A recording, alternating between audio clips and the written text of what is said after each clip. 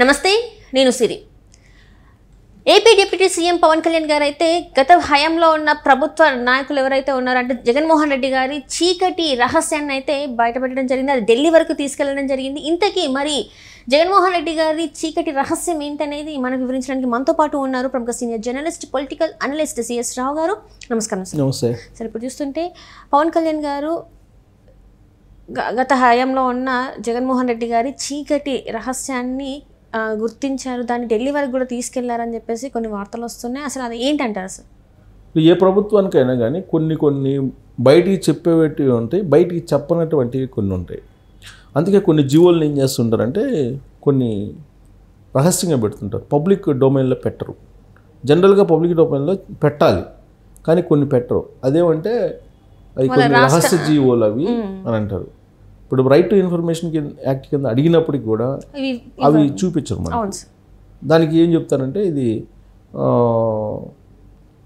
రహస్యంగా ఉండాల్సినవి, అది ప్రభుత్వానికి ఉండేటువంటి రైటు ఏదో చెప్తారు, ఇవ్వరు. అందుకే ప్రభుత్వాలకి, ఏ ప్రభుత్వాలకైనా కానీ మనకు కనిపించేటువంటి డెసిషన్స్ అన్నీ కొన్ని కనిపించినటువంటి డెసిషన్స్ కొన్ని ఉంటాయి. జగన్మోహన్ రెడ్డి గారు 2019 నుంచి 2024 వరకు ముఖ్యమంత్రిగా ఉన్నప్పుడు ఆయన చేసినటువంటి అత్యంత రహస్యమైనటువంటి ప్రమాదకరమైనటువంటి కుట్ర లేదంటే మోసం ఏంది అని అంటే విశాఖకు సంబంధించినటువంటి ఇష్యూ. ఏంటి ఆ విశాఖకు సంబంధించిన ఇష్యూ అని అంటే, పవన్ కళ్యాణ్ గారి దగ్గరికి ఈ మధ్య కార్మికులు రావడం జరిగింది. వాళ్ళు ఆయనకి చెప్పడం జరిగింది, విశాఖ ఉక్కు సంబంధించి ప్రైవేటీకరణ అనేది జరుగుతుంది అనేది ప్రచారం జరుగుతుంది. ఆ ప్రైవేటీకరణ అడ్డుకుంటూ దాదాపు 2 సంవత్సరాల నుంచి అక్కడ విశాఖ ఉక్కు కార్మికులు ధర్నాలు చేస్తున్నారు, ఆందోళనలు చేస్తున్నారు. వాళ్ళు పవన్ కళ్యాణ్ గారిని కలవడం జరిగింది. ఆదివారం రోజు డిప్యూటీ సీఎం పవన్ కళ్యాణ్ గారిని కలవడం జరిగింది. కలిసి విశాఖ ఉక్కు ప్రైవేటీకరణను మీరు ఆపండి, అప్పుడు ఇంతకుముందు పబ్లిక్ సెక్టార్ కంపెనీగా ఉన్నటువంటి ట్రెడ్జింగ్ కార్పొరేషన్ ఏ విధంగా అయితే మీరు ఆపగలిగారో దీన్ని కూడా మీరు ఆపండి. మీరు ఎన్డీఏలో భాగస్వామిగా ఉన్నారు కాబట్టి మీరు ఆపగలరు, మీరు ఆపి మమ్మల్ని ఆదుకోండి అని చెప్పి వాళ్ళు అభ్యర్థించడం జరిగింది. దాదాపు అక్కడ సుమారుగా 15,000 మంది ఏమో కాంట్రాక్ట్ ఉద్యోగులు ఉన్నారు. అలాగే 12,500 మంది ఉద్యోగులు ఉన్నారు. 14,000 మంది కాంట్రాక్టు ఒప్పంద ఉద్యోగులు ఉన్నారు, అవుట్సోర్సింగ్ సిబ్బంది. అంటే వెరసి మొత్తం 30,000 మంది ఉద్యోగులు ఉన్నారు అక్కడ. ఈ 30,000 మంది ఉద్యోగులు ఇది కనుక ప్రైవేటీకరణ చేస్తే ఏమవుతుంది అనేది వీళ్ళ యొక్క ఆందోళన. అందుకే మీరు ప్రైవేటీకరణను అడ్డుకోండి అని చెప్పి చెప్పడం జరిగింది. ఎందుకంటే పవన్ కళ్యాణ్ గారు అయితే గతంలో ట్రెడ్జింగ్ కార్పొరేషన్ని ఆపచేయగలిగారు, ప్రైవేటీకరణ చేయకుండా ఇది చేయగలరు అనేది. ఈ ఉద్యమంలో దాదాపు 32 మంది చనిపోయారు. ఏది అప్పుడు విశాఖ ఉక్కు సంబంధించి, విశాఖ ఉక్కు ఆంధ్రుల హక్కు అంటే పెద్ద ఉద్యమం చేస్తే 32 మంది చనిపోతే అప్పుడు రావడం. ఇప్పుడు జరిగినటువంటి ఇది కూడా అలానే జరుగుతుంది. 32 మంది చనిపోయారు ఇప్పుడు జరుగుతుంది. అలాగే 16,000 మంది నిర్వాసితులయ్యారు ఇప్పుడు. దీన్ని రకరకాలుగా ప్రైవేటీకరణ ఇచ్చేటువంటి ప్రయత్నంలో భాగంగా. సో ఇదంతా ఇది హిస్టరీ అయితే దీన్ని కాపాడుకోవాలి, ఆంధ్రప్రదేశ్ హక్కు ఇది అని చెప్పి అంటూ ఉంటే జగన్మోహన్ రెడ్డి గారు దీని వెనక ఒక చీకటి వ్యవహారాన్ని నడిపారు. ఈ చీకటి వ్యవహారాన్ని ఆల్రెడీ మాజీ చీఫ్ సెక్రటరీ సుబ్రహ్మణ్యం గారు బయటపెట్టారు. కొన్ని ఛానల్స్లో ఎన్నికల ముందు బయటపెట్టారు. కానీ ఆ రోజు అది నిజమా లేదంటే ఈ జగన్మోహన్ రెడ్డి గారితో విభేదించి బయటకు వచ్చారు కాబట్టి ఈయనేమన్నా అబద్ధం చెప్తున్నారనేటువంటి చర్చ కూడా జరిగింది. కానీ పూర్తి ఇన్ఫర్మేషన్ని పవన్ కళ్యాణ్ గారు కార్మికుల దగ్గర నుంచి తీసుకున్నారు. ఆయన దగ్గరికి వచ్చినటువంటి కార్మికుల్ని ఆయన అడగడం జరిగింది. విశాఖ ఉక్కు సంబంధించిన నేపథ్యము, చరిత్ర, ఇప్పుడు జరుగుతున్నటువంటి వ్యవహారం ఏంటి, ఇవన్నీ కూడా కార్మికులు చెప్తే విన్నారు పవన్ కళ్యాణ్ గారు.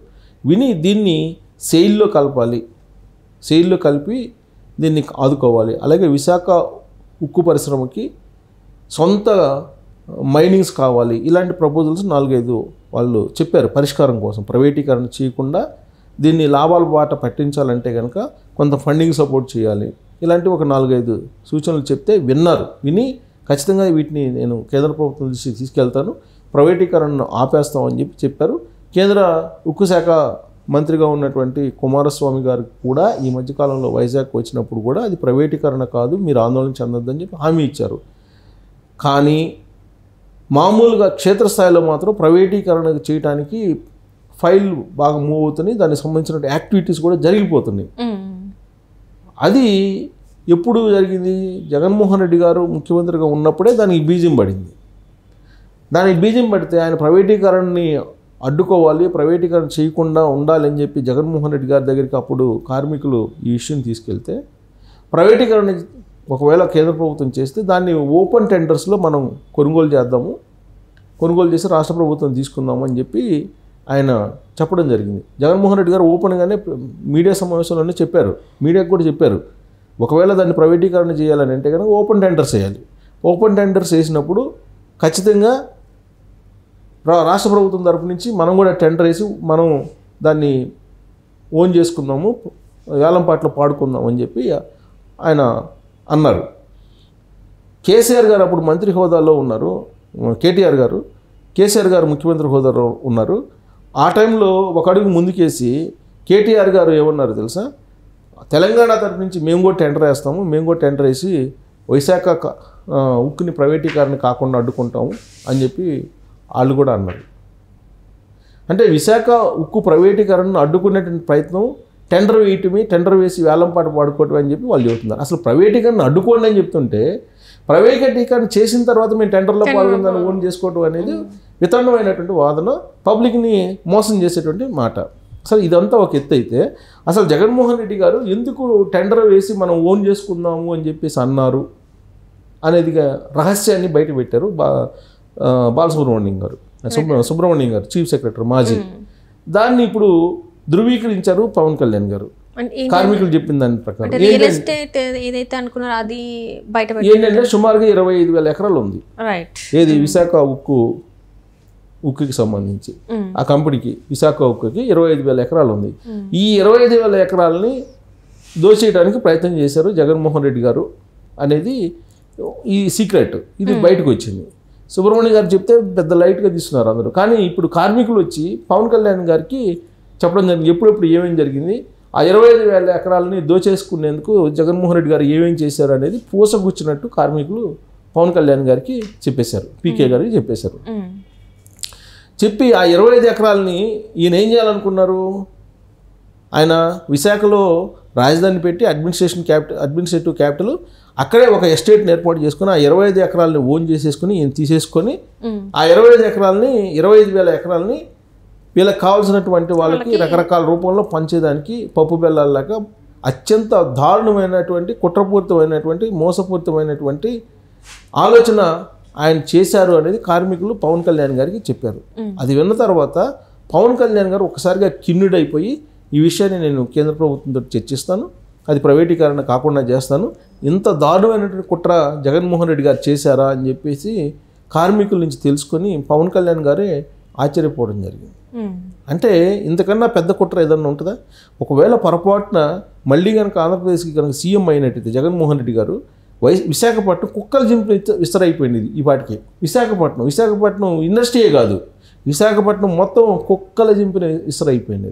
25,000 ఎకరాలకి ఆయన ఎర్తబెట్టాలని చెప్పి అంటే 25,000 ఎకరాలని దోచేయాలని చూశాడని అంటే ఆ మధ్యకాలంలో సిబిఐ మాజీ డైరెక్టర్ నాగేశ్వరరావు గారు ఒక ట్వీట్ చేశారు, అది నిజమేమో అనిపిస్తుంది. ఆయన చేసినటువంటి ట్వీట్ ఏంటంటే దావుద్ ఇబ్రహీం కంటే అత్యంత ప్రమాదకారి జగన్మోహన్ రెడ్డి గారు అని చెప్పి ఆయన ఒక ట్వీట్ చేశారు.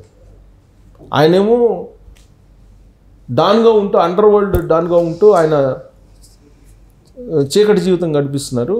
అంతకంటే ప్రమాదకరంగా ఉండేటువంటి దోపిడీదారు ఎవరైతే ఉన్నారో జగన్మోహన్ రెడ్డి గారు బహిరంగ ప్రజల మధ్యలో తిరుగుతున్నాడు. పాపం దావుద్ ఇబ్రహీం తెలియదు, జగన్మోహన్ రెడ్డి అనుసరించేటువంటి పద్ధతులు ఆయన కూడా అనుసరిస్తే ప్రజల్లోకి వస్తే ప్రజలు కూడా ఆయన్ని కూడా గెలిపిస్తారు.